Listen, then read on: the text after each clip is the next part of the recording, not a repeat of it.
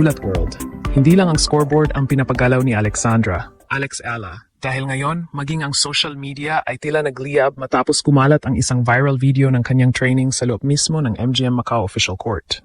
Sa loob ng ilang oras, ang mga kuha na ito ay naging sentro ng usap-usapan hindi lang ng mga Pinoy, kundi maging ng mga international tennis scouts at mga local sa Macau na hindi makapaniwala sa bilis at pagsik na ipinapakita ng ating pambato bago pa man ang kaniyang opisyal na laban sa December 27. Habang ang karamihan sa mga turista ay nandoon para sa mga pasyalan, ang mga mata ng sports world ay nakatutok sa bawat hampas at bawat footwork ni Alex. Na tila ba ayaw mag-iwan ng kahit anong butas para sa kaniyang mga makakalaban.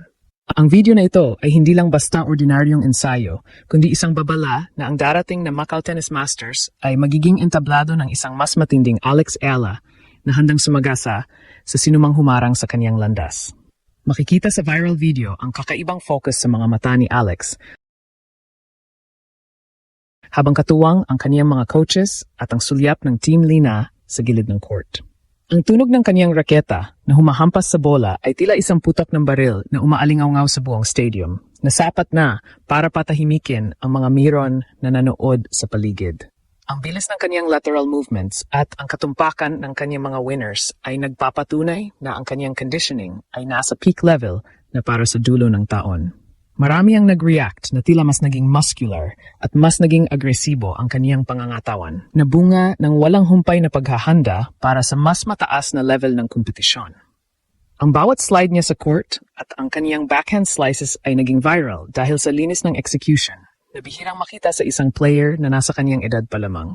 Sa Macau, kung saan ang tennis ay mabilis na nagiging popular, ang presensya ni Alex ay tila isang rockstar moment na pinagkakaguluhan ng lahat. Ang viral video na ito ay nagsisilbing preview sa kung ano ang kakaharapin ni Mira Andreeva at ng iba pang mga elite players na kalahok sa tournament.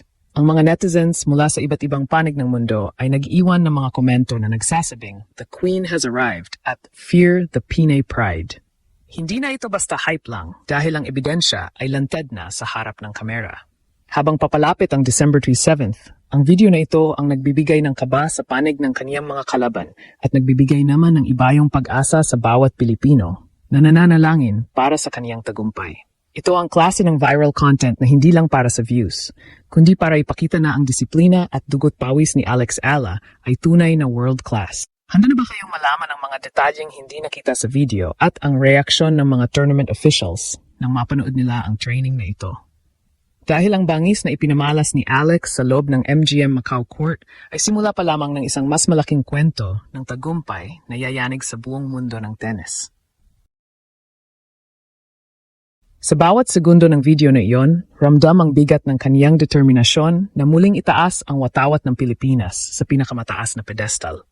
Ang Macau ay gulat na gulat at ang buong mundo ay naghihintay na sa susunod na kabanata ng ating tennis sensation. Ang viral video na kumakalat ngayon sa social media ay hindi lang basta mga random clips ng isang atleta na nagpapawis.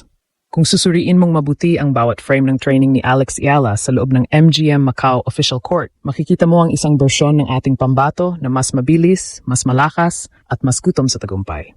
Sa loob ng Macau Forum, kung saan ang bawat ingay ay umaalingaw-ngaw, ang tunog ng raketa ni Alex ay tila isang babala sa kaniyang mga makakalaban para sa December 27. Ang video na ito, na mayroon ng libu-libong shares at millions of views sa iba't ibang platforms, ay nagpapakita ng kaniyang high-intensity drills na kadalasang ginagawa lamang ng mga nasa top 10 ng WTA. Ang bilis ng kaniyang reaksyon at ang talas ng kaniyang mga cross-court winners ay nagpapatunay na ang kaniyang preparasyon para sa Macau Masters ay nasa ibang level na. Marami sa mga nakapanood ng video ang nakapansin sa kaniyang explosive footwork. Sa mundo ng pro tennis, ang paa ang pundasyon ng bawat puntos. Sa viral clip, kitang-kita kung paano mag-slide si Alex sa matigas na court ng Macau na tila ba nasa clay court siya. Isang indikasyon na napakabigat ng kanyang kumpiyansa sa kanyang physical conditioning.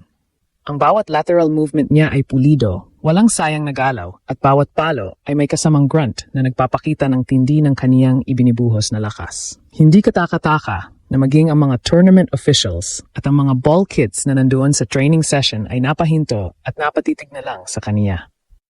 Ang aura ni Alex sa video ay hindi aura ng isang challenger, kundi aura ng isang kampeon na handang sakupin ng Macau. Bukod sa kaniyang physical prowess, ang viral video ay nagpakita rin ng kaniyang pakipag-ugnayan sa kaniyang coaching staff. Sa isang bahagi ng clip, makikita si Alex na seryosong nakikinig sa mga instructions bago magpakawala ng isang serye ng down-the-line backhands na sadyang napakabilis para mahabol ng kahit sinong sparring partner. Ito ang bunga ng kaniyang pakikipagsanib puwersa sa Team Lina. Ang impluensya ng isang tennis legend na tulad ni Lina ay tila nagbunga na agad sa kaniyang shot selection at court positioning.